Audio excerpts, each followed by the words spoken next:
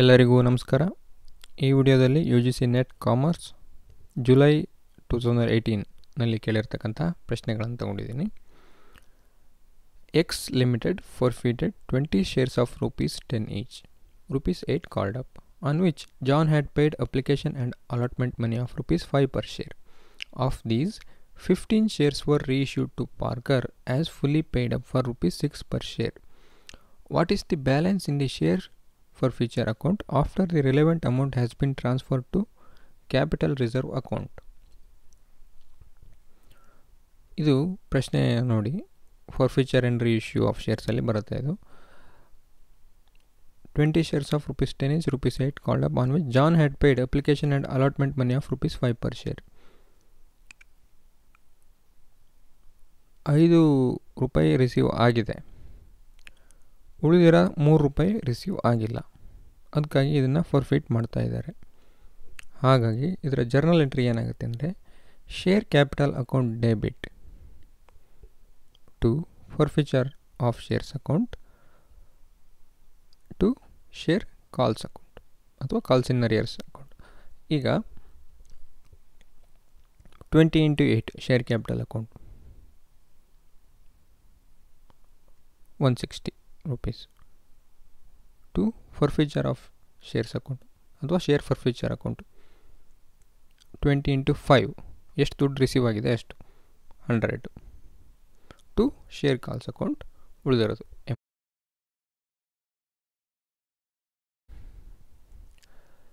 ಇಲ್ಲಿ 15 share reissue ಆಗಿದೆ. 15 share reissue ಆಗಿದೆ ಅಂದರೆ ಆ 15 ಶೇರು ರೀಇಶ್ಯೂ ಆಗಿದ್ರಲ್ಲಿ ಏನು ಲಾಸ್ ಆಗಿದೆ ಅಂದರೆ, ಶೇರ್ ನಾವು ಇಶ್ಯೂ ಮಾಡಬೇಕಾದ್ರೆ ಎಷ್ಟು ಕಡಿಮೆಗೆ ಕೊಟ್ಟಿದ್ದೀವಿ, ಆ ಲಾಸನ್ನು ಈ ಫಾರ್ಫಿಚರ್ ಮಾಡಿರ್ತೀವಲ್ಲ ಅದಕ್ಕೆ ಡಿಡಕ್ಟ್ ಮಾಡಿ ಉಳಿದಿರೋದನ್ನು ಕ್ಯಾಪಿಟಲ್ ರಿಸರ್ವಿಗೆ ಹಾಕ್ತೀವಿ ನಾವು. ಹಾಗಾಗಿ ನಾವು ಈ 15 ಶೇರ್ಸನ್ನು ಎಷ್ಟು ವ್ಯಾಲ್ಯೂನ ಫಾರ್ಫಿಚರ್ ಅಕೌಂಟಿಗೆ ಹಾಕಿದ್ದೀವೋ ಅದನ್ನು ಬಿಟ್ಬಿಡಬೇಕು.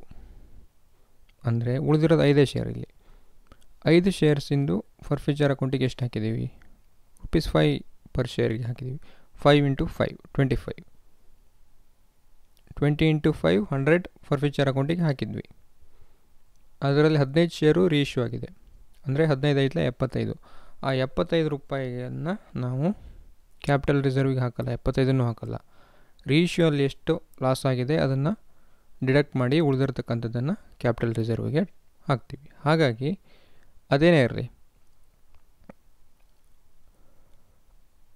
ಆ 75 ಅನ್ನೋದು ಒಂದು ಲಾಸಿಂದ ಮತ್ತು ಕ್ಯಾಪಿಟಲ್ ರಿಸರ್ವ್ಗೆ ಟ್ರಾನ್ಸ್ಫರ್ ಆಗೋದ್ರಿಂದ ನೆಟ್ ಆಫ್ ಆಗುತ್ತೆ. ಉಳಿದಿರ್ತಕ್ಕಂಥದ್ದೇನು ₹25, ಅದು 5 ಶೇರ್ಸಿಂದು, ಅದು ಮಾತ್ರ ಫಾರ್ಫಿಚರ್ ಅಕೌಂಟಲ್ಲಿ ಉಳ್ಕೊಂಡಿರುತ್ತೆ. ಹಾಗಾಗಿ ಉತ್ತರ 3ನೇದಾಗುತ್ತೆ. ಇದನ್ನು ಇನ್ನೊಂದ್ಸಲಿ ಎಕ್ಸ್ಪ್ಲೇನ್ ಮಾಡ್ತೀನಿ. ಮೊದಲು share capital account debit $160 to forfeiture account 100 to calls in arrears account ₹60. ಹೇಗೆ ಇದು ಅಂತ, share capital account 160, 20 shares ₹8 per share, 20 × 8 ₹160 to forfeiture account ₹100. ₹100 ಹೇಗೆ ಅಂದರೆ 20 × 5 ₹5 ನಮಗೆ ರಿಸೀವ್ ಆಗಿದೆಯಲ್ಲ ಆ ಶೇರ್ಸ್ಗಳಿಗೆ, ಅದನ್ನು ನಾವು ಫಾರ್ಫಿಟ್ ಮಾಡ್ತಾಯಿದ್ದೀವಿ, ಫಾರ್ಫಿಚರ್ ಅಕೌಂಟಿಗೆ ಹಾಕ್ತಾಯಿದ್ದೀವಿ. 25 100. ಕಾಲ್ಸ್ ಇನ್ ಅರಿಯರ್ಸು ಇದು ಅನ್ಪೇಯ್ಡ್ ಅಮೌಂಟು ₹60, 23 60, ಒಟ್ಟು ₹8 ಶೇರು ಕಾಲ್ಡ್ ಅಪ್ ಆಗಿರೋದು. 20 × 8 160, 20 × 5 100, 20 × 3 60. ಇದು ಫಾರ್ಫಿಚರಿನ ಮೊದಲ ಜರ್ನಲ್ ಎಂಟ್ರಿ. ರೀಇಶ್ಯೂ ಆದ ತಕ್ಷಣ ಏನಾಗುತ್ತೆ, ಬ್ಯಾಂಕ್ ಅಕೌಂಟ್ ಡೆಬಿಟ್ 15 ಶೇರ್ಸ್ ಮಾತ್ರ ರೀಇಶ್ಯೂ ಆಗಿರೋದು, ₹6 ಆಗಿದೆ, 15 6 90. ಫಾರ್ಫಿಚರ್ ಅಕೌಂಟ್ ಡೆಬಿಟ್ 60. ಯಾಕೆಂದರೆ ₹6 ಅವರು ಫುಲ್ಲಿ ಪೇಡ್ ಅಪ್ ಅಂತ ಕೊಟ್ಟಿದ್ದಾರೆ, ಅಂದರೆ ₹4 10 ಕಡಿಮೆ ಆಯಿತು ₹6 ಅಂದರೆ. ಹಾಗಾಗಿ ₹60 ಡೆಬಿಟ್ ಮಾಡ್ತಾಯಿದ್ದೀವಿ ಫಾರ್ಫಿಚರ್ ಅಕೌಂಟಿಗೆ. 15 4 60, share capital account 150.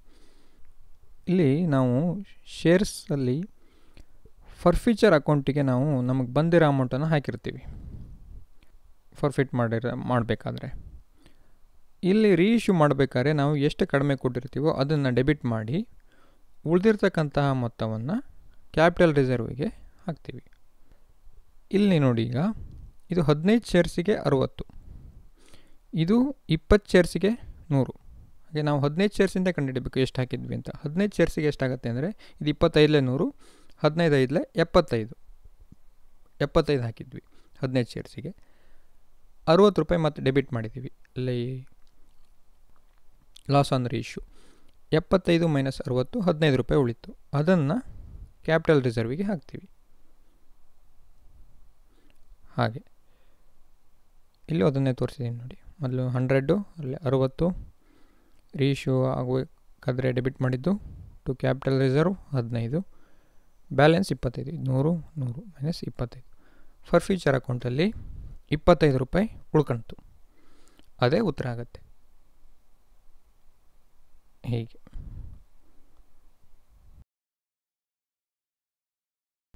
X and Y sharing profits in the ratio of 7:3.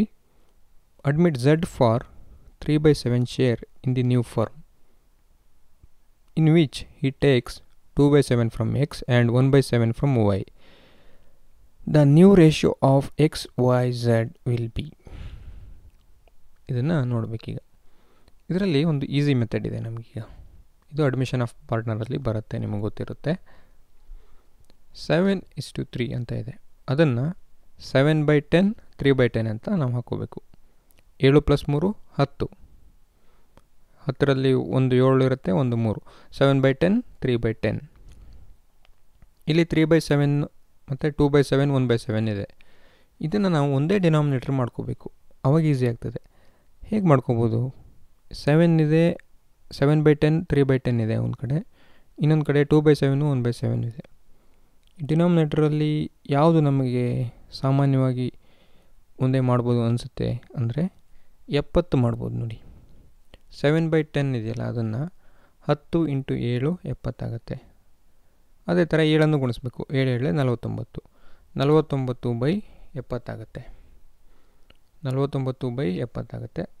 ಅದೇ ರೀತಿ 3 7 7 3 21, 21/70 ಆಗುತ್ತೆ. ಇದು 10ರಿಂದ ಗುಣಿಸ್ಬೇಕು. ಇದನ್ನು 2/7 ಏನಾಗುತ್ತೆ ಅಂದರೆ 7 × 10 70, 2 × 10 20, 20/70 ಆಗುತ್ತೆ.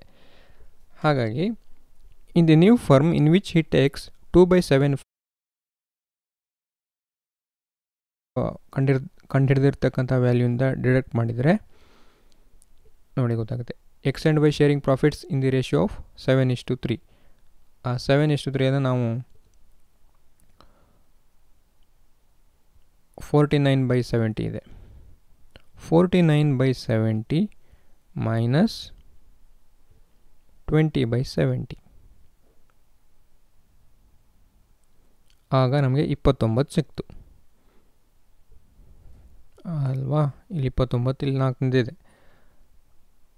ಇನ್ನೊಂದು ನೋಡೋಣ, ಈಗ ವೈದು ನೋಡೋಣ. ವೈದು ಅಷ್ಟೇ, ಇದರದ್ದು 21/70 ಇದೆ. 21/70 ಮೈನಸ್ 10/70 ಅಂದರೆ 11 ಸಿಕ್ತು ನಮಗೆ. 70 ಈಗ ಉಳಿದಿರ್ತಕ್ಕಂಥದ್ದು ನಮಗೆ 29 11 ಸಿಕ್ಕಿದೆ. 29 11 40 ಆಯಿತು. 70ರಿಂದ ಕಳೆದ್ರೆ ಉಳಿದಿರೋದು 30. ಹಾಗಾಗಿ ರೇಷಿಯೋ 29 11 30 ಇದೆಯಲ್ಲ, ಇದು ನ್ಯೂ ರೇಷಿಯೋ ಆಗುತ್ತೆ. 4ನೇದು ಉತ್ತರ ಇದಕ್ಕೆ.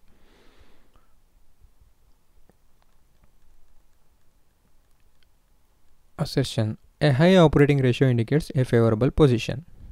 ಇಲ್ಲ, ಹೈ ಆಪರೇಟಿಂಗ್ ರೇಷಿಯೋ ಏನು ಹೇಳುತ್ತೆ? ನಮ್ಮ ಸೇಲ್ಸ್ ರೆವೆನ್ಯೂಗೆ ಆಪ್ರೇಟಿಂಗ್ ಕಾಸ್ಟಿಗೆ ಎಷ್ಟು ಇದೆ ಅಂತ ತೋರಿಸುತ್ತೆ. ಹೈ ಇತ್ತು ಅಂದರೆ ನಮಗೆ ಪ್ರಾಫಿಟ್ ಮಾರ್ಜಿನ್ನು ಕಡಿಮೆ ಅಂತಲೇ ಅರ್ಥ. ಹಾಗಾಗಿ high operating ratio never indicates favourable position. A high operating ratio leaves a high margin to meet non operating expenses. ಇಲ್ಲ, ಇದು ತಪ್ಪು. ಆಪರೇಟಿಂಗ್ ರೇಷಿಯೋ ಜಾಸ್ತಿ ಆಯಿತು ಅಂದರೆ ಪ್ರಾಫಿಟ್ ಮಾರ್ಜಿನ್ ಕಡಿಮೆ ಆಗ್ತಾ ಬಂತು ಅಂತಲೇ ಅರ್ಥ. ಹಾಗಾಗಿ ಇದು ಎರಡೂ ವಾಕ್ಯನೂ ತಪ್ಪು. ಇದರಲ್ಲಿ ರೇಷಿಯೋಸನ್ನು ನಾವು ತಿಳ್ಕೊಂಡಿರಬೇಕು. ರೇಷಿಯೋ ಅನಾಲಿಸಿಸ್ ಮ್ಯಾನೇಜ್ಮೆಂಟ್ ಅಕೌಂಟಿಂಗಲ್ಲಿ ಬರುತ್ತಲ್ಲ, ಇಲ್ಲ ಫೈನಾನ್ಷಿಯಲ್ ಮ್ಯಾನೇಜ್ಮೆಂಟಲ್ಲಿ ಬರುತ್ತಲ್ಲ ಅದನ್ನು. ಹಾಗಾಗಿ both A and R incorrect. ಮೂರನೇದು ಇದು. The following are the two statements regarding the concept of profit. Indicate the correct code of the statements being correct or incorrect. Statement 1. Accounting profit is a surplus of total revenue over and above all paid out costs, including both manufacturing and overhead expenses. Correct. Statement 2. Economic or pure profit is a residual left after all contractual costs have been met. Risks, depreciation and payments to shareholders sufficient to maintain investment at its current level. Economic profit ಅಂದರೆ ಇದು opportunity ಕಾಸ್ಟನ್ನು ಎಲ್ಲ ಕಳೆದಿರುತ್ತೆ, ಹಾಗಾಗಿ ಇದು economic term. Accounting profit ಅನ್ನೋದು purely on accounting term. ಇದು both statements correct ಇದೆ. Both the statements are correct. ಈ ಥರ ಇದನ್ನು ಮಾಡಬೇಕು. ಧನ್ಯವಾದಗಳು.